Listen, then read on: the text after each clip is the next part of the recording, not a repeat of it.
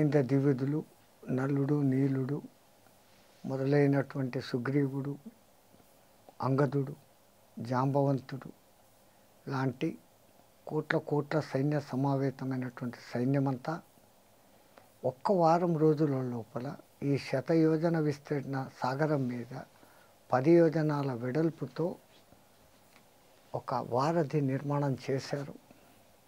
అవతలి ఒడ్డుకు చేరారు. ఇప్పుడు చెప్తున్నారు గూఢచర్య వ్యవస్థ అని.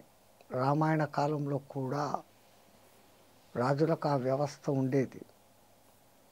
రావణాసురుడు రావణ పడ సైన్యమంతా వచ్చి ఉంది, అది ఏమాత్రం ఉంటుంది, ఎంత ఉంటుంది కనుక్కొని రండి అని శుకచారుణులు అనబడేటువంటి గూఢచర్యులను పంపితే వాళ్ళు వానరు రూపాలు ధరించి ఆ లోకం హనుమంతుడి సమావిష్టమైనటువంటి సైన్యాన్ని పరిశీలిస్తూ తిరుగుతూ ఉన్నప్పుడు వీళ్ళు చారులు అని తెలిసి వానరులు వాళ్ళను బాధిస్తూ ఉంటే రామచంద్రుల వారు వచ్చి వీళ్ళని మొత్తం చూసుకొని వెళ్ళమను, తద్వారా అయినా ఆ రావణుడికి భయం కలిగి యుద్ధము ప్రాణ నష్టము కలగకుండానే నా సీతను నాకు తెచ్చి ఇస్తారేమో అని అంటారు. వాళ్ళని పంపించేస్తారు. వీళ్ళు వెళ్ళి రావణుడికి చెప్తారు, ఆ వానర సైన్యంలో ఉన్నటువంటి సైన్యాధ్యక్షులను ఎంచేకే మా చేత కాలేదు. ఒక్కొక్క సైన్యాధ్యక్షుని కింద ఎన్ని వేల ఎన్ని లక్షల మంది సైన్యం ఉందారో తెలియదు స్వామి, అంతటి సైన్యం ఉంది. ఒక్కడై వచ్చి లంకనే పాడు చేసిన హనుమంతుని కన్నా గొప్ప గొప్ప వాళ్ళు అక్కడ ఉన్నారు అని చెప్తారు. పూకాలము దాపరించిన వాడు దీప నిర్వాణ గంధం ఎరుగడు, హితుల మాట వినడు అన్న మాట చందంగా పూకాలము సంబంధించిన రావణాసురునికి హితుల మాటలు ఏదీ నచ్చలేదు. స్వయం తమ్ముడు చెప్పినా వాణ్ణి చిత్కరించి తరిమినాడే తప్ప యుద్ధం చెయ్యాలా అనే కృష్ణ నిశ్చయంలోకే పడిపోయినాడు. ఘోర సంగ్రామం జరిగింది. కుంభకర్ణ వధ అయిపోయిన తర్వాత తన ఆత్మీయ పుత్రుడు ఇంద్రుణ్ణే జయించిన ఇంద్రజిత్ అని పేరు పొంది సహజమైన పేరు ఉన్నటువంటి మేఘనాథుడిని యుద్ధానికి పంపారు. ఈ మేఘనాథుడు ఎంత శక్తివంతుడు అంటే, మేఘనాథుడు చనిపోయిన తర్వాత రామాయణం అంతా అయిపోయిన తర్వాత రావణుడు సస్తే కూడా మేము ఆనందించలేదు, మేఘనాథుడు సస్తే ఆనందించాము అంటారు రుణిమునులు. ఆ మహాశక్తివంతమైన మేఘనాథుని శక్తి అతని భార్య అయినటువంటి సులోచన యొక్క పాతివ్రత్య శక్తి. ఆ మేఘనాథుడితో యుద్ధం జరుగుతున్నప్పుడు మన హనుమంతుల వారి యొక్క రాజభక్తి, గురుభక్తి కూడా అక్కడ ప్రకటితమవుతుంది. లక్ష్మణస్వామి యుద్ధం చేస్తూ అలసిపోయి పక్కనే యుద్ధం చేస్తున్న ఆంజనేయ స్వామితో అంటారు, ఏమయ్యా హనుమాన్, నువ్వు అన్నావు ఈ మేఘనాథుడు 14 ఏండ్లు భార్య ఉండి బ్రహ్మచారిగా ఉంటూ 14 ఏండ్లు పగలు రాత్రి నిద్ర పోని వాని చేత చావమంటాడా? మరి నేను ఒక్కడిని అటువంటి వాడిని కదా, వీడు నా చేత ఎందుకు చావడం లేదు అంటాడు. రావణ వధ పూర్తి అయితే తప్ప మీ వనవాస కాలం పూర్తి కాదయ్యా. రావణ వధ చేసి పుష్పక విమానంలో మీరు అయోధ్యకు పోయేదానికి ఇంకా 8 రోజుల సమయం ఉంది అంటే మరి ఎట్లా వీడిని చంపడం అంటాడు. ఏమీ లేదు, రామునికి ఉన్న గుణగణాల్లో ఒక 4 మంత్రించి అభిమంత్రించి బాణం బదులు వాడేసేస్తాడు అంటాడు. హనుమంతుల వారు ఈ మాట ఎందుకు అంటున్నారు అంటే, అక్కడ యుద్ధం జరుగుతూ యుద్ధంలో హనుమంతుడు ఒక్కసారి ఆకాశంలోకి చూసినప్పుడు ఇంకా జరగబోయే రావణ యుద్ధాన్ని చూడాలా అని దేవతలు, ఋషులు, మునులు ఆకాశంలో అలా ఉత్సుకతో నిలబడి కింద ఈ భీకర యుద్ధాన్ని చూస్తున్నారంట. మేఘనాథ లక్ష్మణస్వామి యుద్ధం అయిపోయిన తర్వాత రావణ యుద్ధం జరుగుతుంది. ఈ యుద్ధం మొత్తంలో చూడదగిన 2 మహాయుద్ధాలను చూడాలని వాళ్ళిద్దరు నిలబడి ఉన్నారంట దేవతలంతా పైన. వాళ్ళందరిలోకి ముందులోకి అగస్సుల వారు మహాగర్వంగా చేతులు కట్టుకొని ఉన్నారంట. నిగర్వి అయినటువంటి అగస్సులు, వింధ్యాచలాన్ని వంచినవాడు, వాతాపి ఇల్వలను కడుపులోకి తీసుకుని జీర్ణం చేసుకున్నవాడు, సముద్రాన్ని ఒక్క ఉపాసనగా పట్టి తాగగలిగి నివాత కవచల రాక్షసులకు స్థావరం లేకుండా దేవతలకు సహాయం చేయగలిగిన మహాశక్తిశాలి నిగర్వి అంతటి అగస్త్యుల వారికి ఇంత గర్వం ఎందుకా అని హనుమంతుల వారు కాస్త ఆలోచన చేశారంట. అప్పుడు అగస్త్యుల వారి గర్వానికి కారణం కనబడింది. ఏంటంటే, బ్రహ్మగారు నువ్వు వెళ్ళి రాముడికి ఆదిత్య హృదయం బోధించు, ఆ ఆదిత్య హృదయం చదివిన తర్వాత రాముడికి రావణుని చంపే సంపూర్ణ శక్తి లభిస్తుంది అని చెప్పాడు. నేను వచ్చి మానవుడైన ఈ రాముడికి చెప్తే కదా రావణ వధ జరుగుతుంది, అంతా నా మూలకంగా అనే కొద్దిపాటి అహంకారం ఆయనకు వచ్చిందంట. ఆయన అహంకారం తుంచాలని పరమవీర రామభక్తుడైన హనుమంతుల వారు ఇప్పుడు ఈ మాట ఇక్కడ చెప్పి రాముని యొక్క 4 గుణగణాలను అభిమంత్రించి బాణం వెయ్యి అన్నాడు. కోటి గుణాల గుణాభిరాముడైన రామునిలో 4 గుణాలను నేను ఏదని బయటికి తీయాలా అని హనుమాన్ అంటే, అప్పుడు హనుమంతుల వారు ఆయనకు ఒక మాట చెప్తారంట.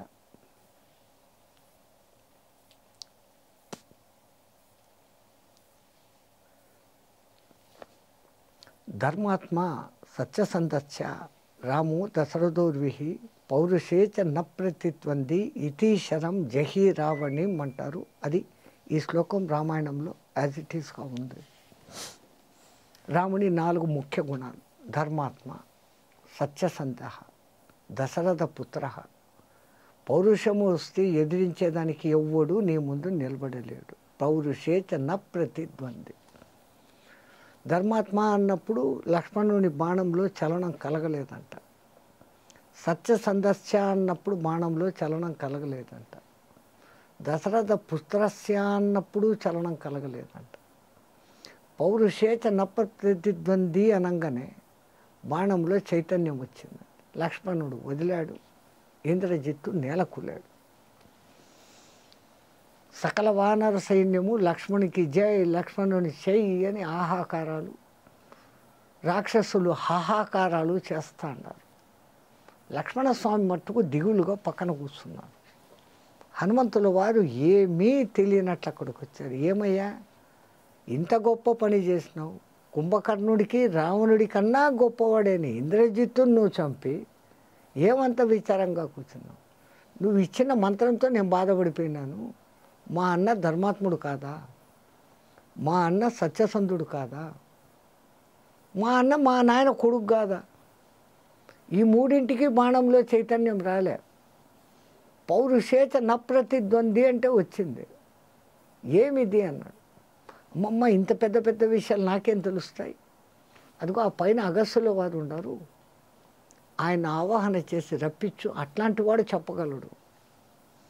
అసలు హనుమ ఉద్దేశం అగస్త్యుల వారికి బుద్ధి చెప్పాలి. ఎంత నాటకీయమైనటువంటి వ్యవహారం. లక్ష్మణస్వామి మనఃపూర్వంగా అగస్త్యుల వారిని ఆహ్వానం చేయగానే ఆయన అక్కడికి వస్తాడు. ఏం నాయన అంటాడు. ఇది నా కల్పితం.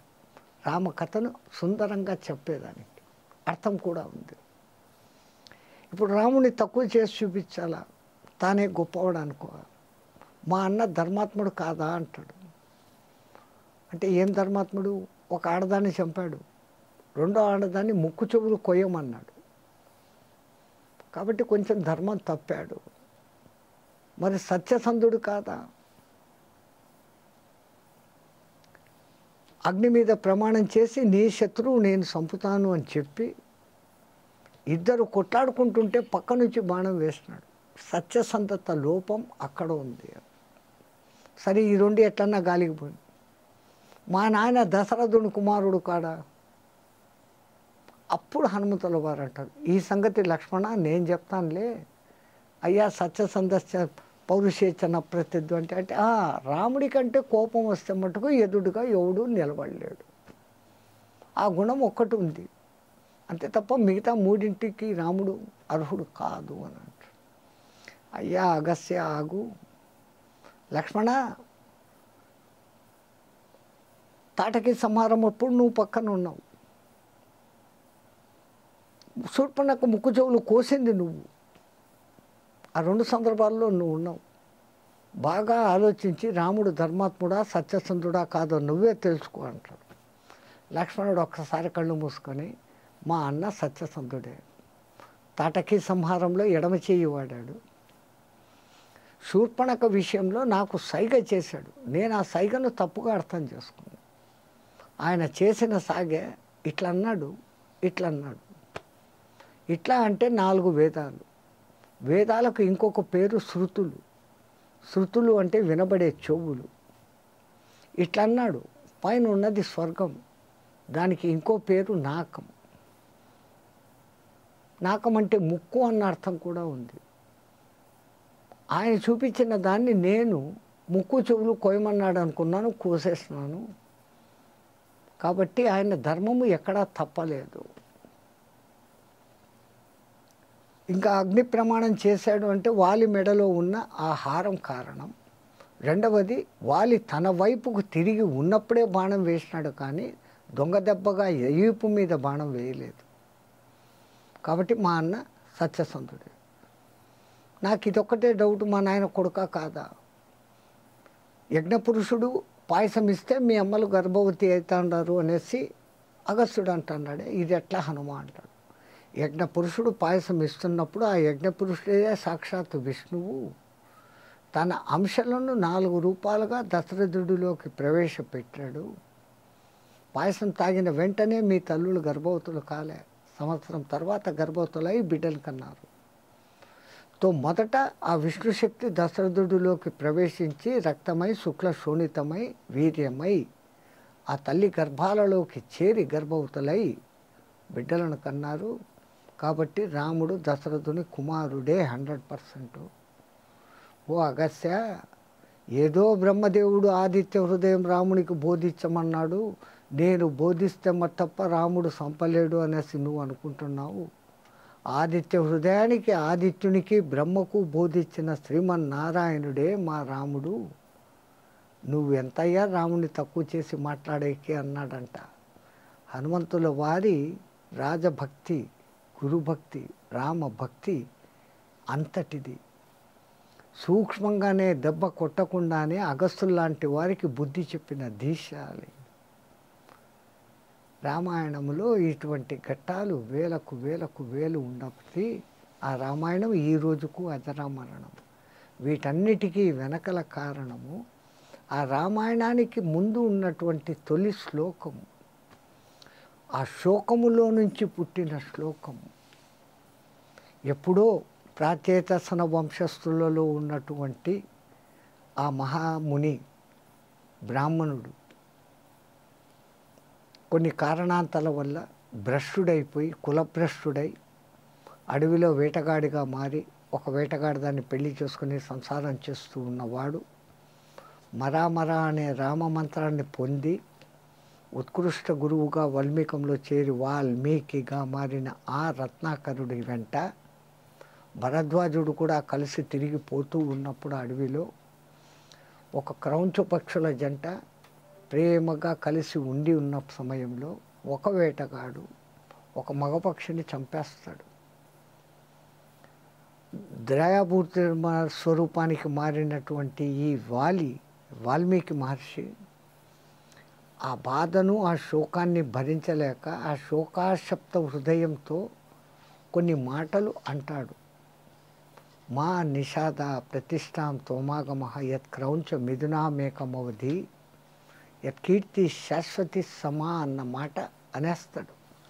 అన్న తర్వాత నా నోటిలో నుంచి ఇంత సుందరంగా ఇంత ఛందోబద్ధంగా ఈ మాటలు ఎలా వెలువడినాయి, అంతటి శోకంలో నుంచి ఇది వచ్చింది ఏంటంటే బ్రహ్మ అక్కడ ప్రత్యక్షమయ్యి ఈ శోకములో నుంచే ఆ శ్లోకాన్నిగా వచ్చింది కాబట్టి దీని పేరు శ్లోకము.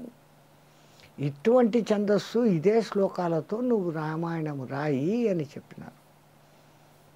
మరి రామాయణములోని మూల కథ అంతటినీ సూక్ష్మీకరించి ఆ శ్లోకము వాల్మీకి మహర్షి నోట్లో ముందుగానే బయటకు వచ్చింది. ఆ శ్లోకానికి అన్నిటికీ ముందులో రామ అన్న పదం పెట్టుకుంటే రామ మా నిషవధ ఓ శ్రీరామచంద్ర, మా యొక్క అంధకారాన్ని, నిశా అంధకారాన్ని పోగొట్టేదానికి నీవు ఆగమహ వచ్చావు. రావణ మండోదరిలు అనే క్రౌంచ పక్షి జంటలో కామాతురుడు అయినటువంటి రావణాసురుణ్ణి నువ్వు వధించావు. నీ కీర్తి లోకంలో శాశ్వతంగా నిలబడిపోగాక అని ఆ శ్లోకంలోని పదాలను అటు ఇటు మారుస్తే ఈ అర్థం కూడా వస్తుంది. ఆ కాలపు ఋషిమునులు ఆది కవి అని పేరు పొందినటువంటి ఆ వాల్మీకి మహర్షి రాసిన ఈ 24,000 శ్లోకాల రామాయణానికి ముందు సారమంతా అక్కడ పెట్టాడు. అట్లాగనే భగవద్గీతలో తొలి శ్లోకం కానీ, మహాభారతంలో తొలి శ్లోకం కానీ, ఆ మహాభారత వ్యవస్థనంతా సూక్ష్మీకరణగా అక్కడ పెడుతుంది. 700 శ్లోకాల భగవద్గీత గురించి చెప్పాలంటే కొన్ని దినాలు పడుతుంది. మహాభారతం చెప్పాలంటే నెలలు పడుతుంది. ఆ పరమాత్మని అనుగ్రహం ఉండి శ్రీ భిక్షమయ్య గురువు గారి అనుగ్రహంతో ఆ మహానుభావుడు మళ్ళీ మాకు ఇంకెప్పుడైనా ఒక్కసారి అవకాశం ఇస్తే ఇంకో సందర్భంలో ఆ మహానుభావుడి సన్నిధిలో ఆ విశేషాలు కూడా తెలుసుకుంటాం. ఇదంతా నాకు తెలిసి నేను 10 మంది దగ్గర విన్న రామాయణపు విశేషాలు. అసలు రామాయణం చదివితే మీకు అసలైన ఆనందం కలిగి ఆ రామాయణం చదివిన పుణ్యఫలంగా మీరంతా సంపూర్ణ జ్ఞానులై ఆరోగ్యవంతులై ఉందురుగాక అని కోరుకుంటూ ఈ అవకాశం నాకు కల్పించిన భిక్షమయ్య గురూజీ గారికి వందనాలు. चार बिले 64 खिले, एक हरिजन से दूजा हरिजन मिले, देख कर हजारों खड़े. తెలుగులో అర్థం చెప్పాలా అంటే, నలుగురు కలిశారు, 64 పూలు విడిసాయి. ఒక హరిజనుడు ఇంకో హరిజనుడు కలుసుకున్నారు. వాళ్ళ ఇద్దరి కలయికను చూసి కొన్ని వేల మంది లేచి నిలబడ్డారు. బయటికి చెప్తే దీంట్లో ఏమీ అర్థము లేదు. లోతుగా అర్థం చేసుకుంటే హనుమంతుడిని 2 కళ్ళు, విభీషణుని 2 కళ్ళు కలుసుకున్నాయంట. ఇద్దరు నవ్వినారు. ఈయన 32 పళ్ళు, ఆయన 32 పళ్ళు, 64 నవ్వుల పువ్వులు విడిసినాయి. ఈయన హరి యొక్క జనుడు, గాంధీగాడు చెప్పిన హరిజనులు కాదు. ఈయన హరి యొక్క జనుడు, విభీషణుడు హరి యొక్క జనుడు. ఇద్దరూ ఆలింగనం చేసుకున్నారు. సంతోషంతో ఆలింగనం చేసినప్పుడు శరీరంలో రోమాలు నిక్కబొడుచుకుంటాయి. హజారో ఖడే రోమాలు నిక్కబొడుచుకున్నాయంట. కవుల కల్పనలు, ఆ రామాయణం చదివినప్పుడు వాళ్ళకి ఇటువంటి కల్పనలు కలుగుతాయేమో. ఎంతమంది ఎన్ని విధాలుగా తరించినారు. మీ ఆంధ్రాలో మొల్ల రామాయణం ఉంది, రాసిన ఆమె మొల్ల కాబట్టి స్త్రీ అయినటువంటి సీతమ్మ చేసిన తప్పును తృణప్రాయంగా అట్లా చెప్పినట్టు చెప్పి లేపేస్తుంది. వాల్మీకి రామాయణంలో సీత ఖచ్చితంగా హనుమంతులు వాడుతూ ఉంటుంది. కుమార సమానుడైన లక్ష్మణుణ్ణి రాముడు పోతే నన్ను ఏలుకోవాలనే దుష్టభావంతో నువ్వు ఉండావా దుష్టుడా అని తిట్టినాను నేను. ఆ తిట్టిన పాపానికి నేను ఈ చెట్టు కింద పడి ఉన్నాను హనుమా.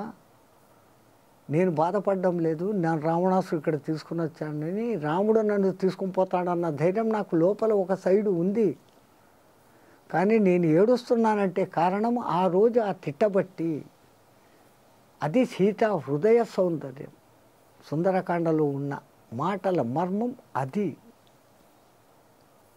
ఒక కవి దాన్ని ఇట్లా చేసి ఈ 4 మిలే 64 కిలే అని అర్థం కాని మాటలు అన్నట్లే ఎంతో అర్థవంతమైన మాటలు రాయగలుగుతారు. ఆయన పుష్పక విమానం చూస్తాడు. పుష్పక విమానములో మండోదరిని చూసినాక తన సహజమైన కోతి బుద్ధి కనుగొంటిని సీతనని చెప్పేసి చింగర బంగరని ఎదుగుతాడు. ఎందుకంటే మండోదరి తల్లి సీత కన్నా సౌందర్యవతి.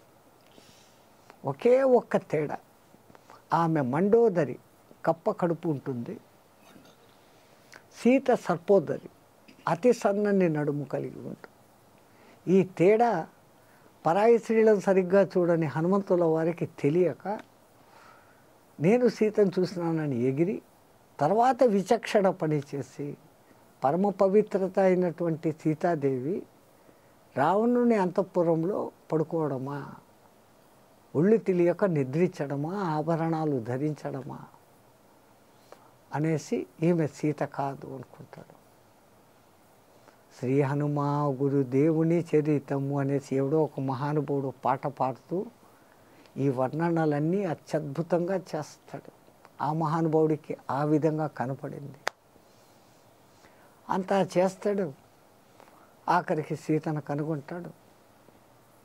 సీత అప్పటికప్పుడు నేను బయటపడితే దానికి ముందే సీతాదేవి రావణుడు వచ్చి డామ్ డూమని ఎగిరి ఇంక నీకు ఒక్క నెలే టైము, నా మాట వినకపోతే నిన్ను నాకు ఉదయం పూట టిఫిన్లో పెట్టేసుకుంటాను అనేసి చెప్పి వెళ్ళిపోయినాక సీత అనే నిర్ధారణ అయినాక కిందికి దిగి తిరిగి నిజ నిర్ధారణ చేసుకునేదానికి తాను దబక్కని కింద దిగితే గుండె ఎక్కడ పగిలిసి వస్తుందో అని చెట్టు మీద నుంచే సుందరంగా రామకథ కాస్త వినపడి ఆమెకు కాస్త స్వాంతన తెచ్చి చిన్న కోతిపిల్ల రూపంగా ఎదురుగా నిలబడి, అమ్మా నేను రాముని పంపిన దూతను, ఇదిగో ఈ ఆనవాలు తీసుకో అని నమ్మకం కలిగించి ఇప్పటికిప్పుడు నిన్ను తీసుకుపోతాను అంట.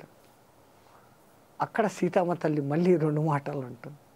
పరపురుషుణ్ణి నేను ముట్టకూడదు నాయన, నీ మీద ఎట్లా వస్తాను అని.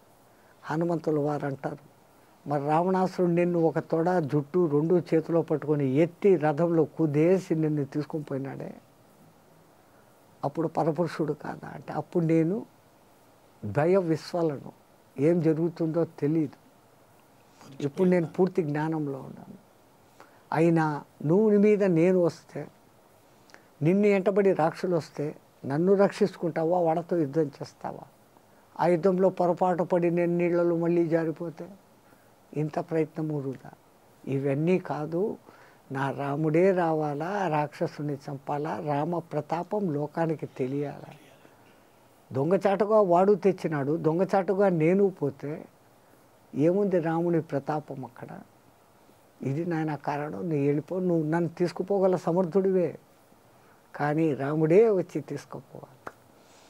ఇంత జరిగినాక ఈ రావణాసుడిని అసలు ఒకసారి చూస్తాం అనుకుంటాడు. ఆ విధ్వంసం చేస్తాడు.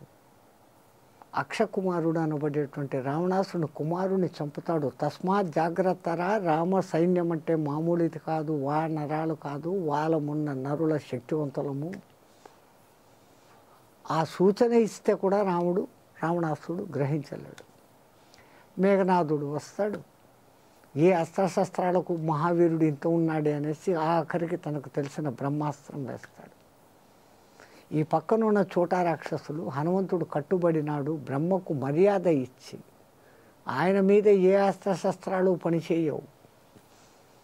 కానీ రావణుణ్ణి చూడాలని నిన్ను, బ్రహ్మాస్త్రానికి మర్యాద ఇయ్యాలని నిన్ను కాసేపు తాను అలా స్తంభించి నిలబడంగానే ఈ మిగతా రాక్షస సైన్యమంతా వచ్చి అడ్డమైన తీగలు తత్తలు కడతాయి. అవి కట్టంగానే మేఘనాథుడికి తెలిసిపోతుంది, బ్రహ్మాస్త్రం మీద ఇంకో కట్టేస్తే బ్రహ్మాస్త్రం విడిపోతుంది. లోపల ఒక దిక్కు ఆశ్చర్యం, బ్రహ్మాస్త్రం విడిపోయినా కానీ వీడిట్టే ఉండడే. మా నాయనేమో ఈయన కట్టి పట్టుకరమన్నాడు, ఓహో వీడు అందుకే వస్తున్నాడు, సభలోకి వస్తాడు.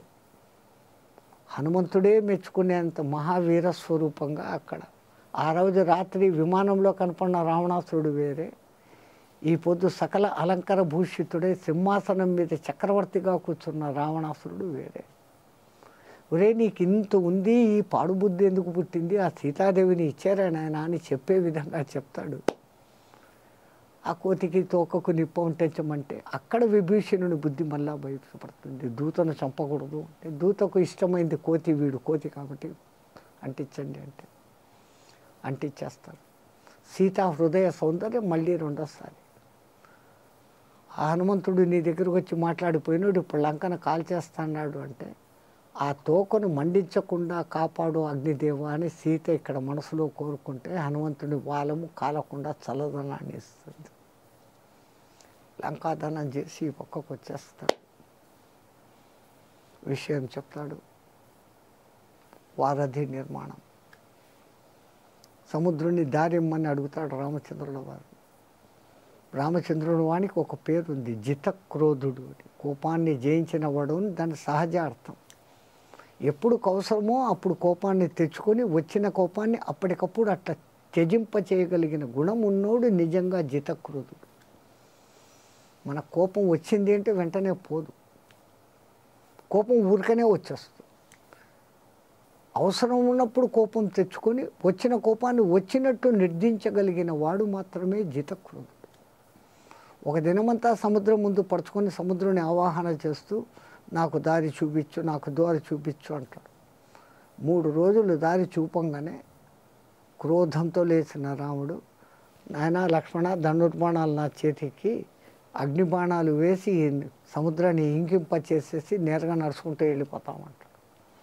అప్పుడు సముద్రుడు బయటకు వచ్చి, నీ నియమం ప్రకారం సహజంగా నేను అలలు మారుతూనే ఉండాలి, నా గుణం అది. నాలో కోట్లాది జీవరాశులు ఉన్నాయి, మన్నించడం నీకు న్యాయమా?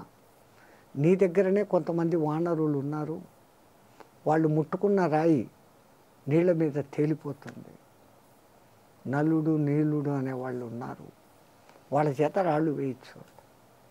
ఈ నల్ల నీరులు బాలులుగా ఉన్నప్పుడు ఋషిమునులను అల్లరి చేస్తూ హనుమంతుని సాహచర్యంతో ఈ ముగ్గురు కలిసి అల్లరి చేసేవాళ్ళు. హనుమంతుడి భవిష్యత్తులో ఏం కాబోతాడో ఋషిమునులకు తెలుసు. వీళ్ళు పూజించుకునే సాలగ్రామాలను, వీళ్ళు పూజించుకునే బాణలింగాలను వాళ్ళు తీసుకుపోయి నీళ్ళలో పడేసేవాళ్ళు. వీళ్ళు సచ్చీ చెడి ఎత్తుక్కునేవాళ్ళు. ఈ ముగ్గురి అల్లరి వీళ్ళని మటుకు తిట్టలేము. అందుకని ఆఖరికి అందరూ ఆలోచించుకొని హనుమంతుల వారికి, నీ బలం నీ గుర్తుండిపోకుండా కాక ఎవరైనా గుర్తు చేసేంత వరకు నీ హనుమంతుడికి శాపం ఇచ్చారు. ఒరే పిల్లకోతులు, మీ ఇద్దరు ఏ రాళ్ళు వేసినా కానీ నీళ్ళ మీద తేలిపోగాక అని.